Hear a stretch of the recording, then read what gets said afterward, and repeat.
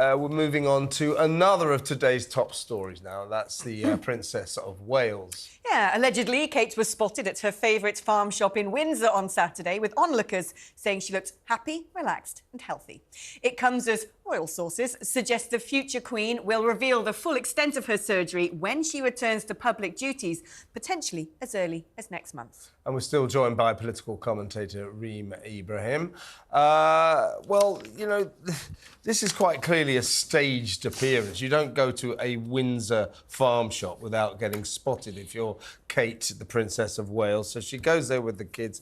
This is an attempt to say, look, she's fine. Look, here's a picture of her with her kids. No pictures, though? No, but there's no pictures. Well, okay. This is the point. There are no pictures, but there are apparently a couple of people that have told The Sun and other newspapers that they've seen her out at the farm shop. So clear, I mean, this is so clearly planted and staged. My question is, if they did this, then why were there no pictures taken? Yeah, I mean, I think there was an order basically saying, please don't take pictures, respect her privacy. Do you know, this morning I had... The paparazzi always do that. This morning... in Windsor would have taken pictures. But this morning I had paused to reflect on this whole situation after having a sort of boozy brunch with all my girlfriends yesterday and Kate being the main topic of conversation, as often happens at boozy brunches.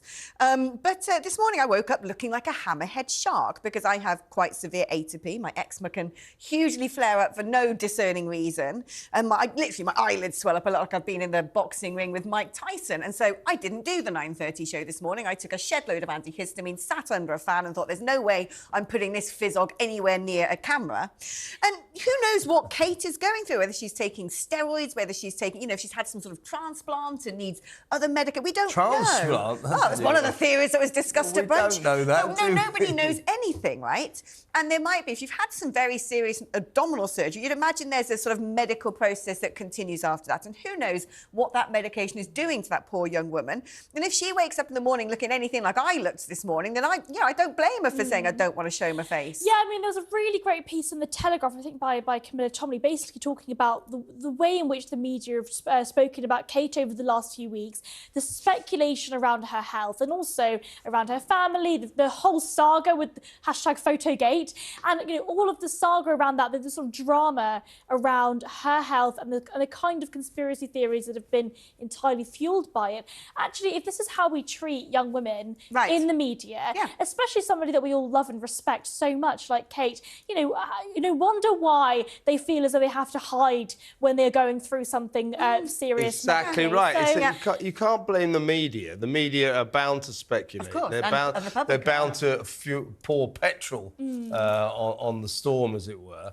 And that's because, in both the case of the King and Kate, I mean, I hardly know what to say. It is good they gave us some information, as opposed to their past system, which was to give us no information. Yeah. But the King did give more information. No, but what kind of cancer has he got then? Well, we don't know what exactly. Not enough information. But this is not enough information. Same for Kate. Not Sorry, enough but he has the right to privacy. I think the King has the right to privacy. Kate has the right to privacy. I'm sorry, but I think it's unfair. No, it's incredibly unfair to sit here and say that you need to be detailing every single list of your medical history. We need more information than they've given us, though. No, I think that's wrong. Excuse me. I paid for them and they don't tell me anything about them. You think that's a fair transaction? I think what's fair, Kevin, they is that should have told us more. No, they are people and we respect them and we should be respecting their privacy. And I'm sorry, the fact that the media seem to think it's okay to hound Kate and indeed what way are they hounding her?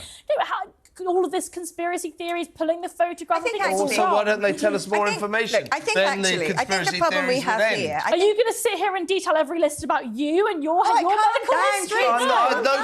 The taxpayers don't pay for me. We do pay for the royal family. We should know more about Charles and we should know more about Kate. If we did, we wouldn't have this firestorm of conspiracy theories, really giving Kate a hard time. It is the fact that Kensington Palace hasn't given us enough information about it. To the extent that she is now saying, I will tell you all about it, proving they haven't told us enough. It is the fact that Kensington Palace has so badly mishandled that this poor lady is at the centre of this media firestorm. I think it's worthwhile saying that it's the sign of our times as well.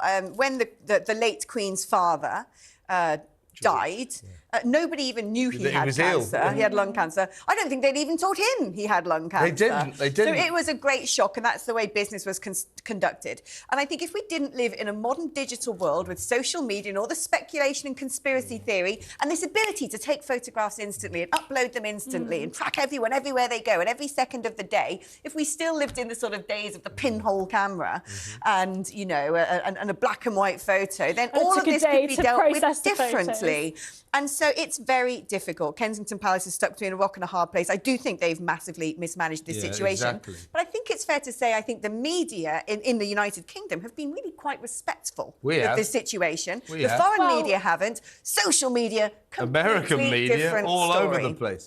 It's just... I do think that's a good point. I do think that, you know, publications themselves haven't been terrible. No. But I think the point is on social media, the horrendous... And maybe I should be blaming the media. Maybe I should be blaming the horrible lefties on Twitter that seem to think it's okay to plaster her photographs everywhere, speculate, arguing that she's had a hysterectomy or whatever it is. I think it's horrible. I think that for anybody it's horrible, but also that's social she's media, in the public isn't it? light. Yeah, social media is just a cesspit of horror. I mean, I pretty much stay we off it apart from Twitter.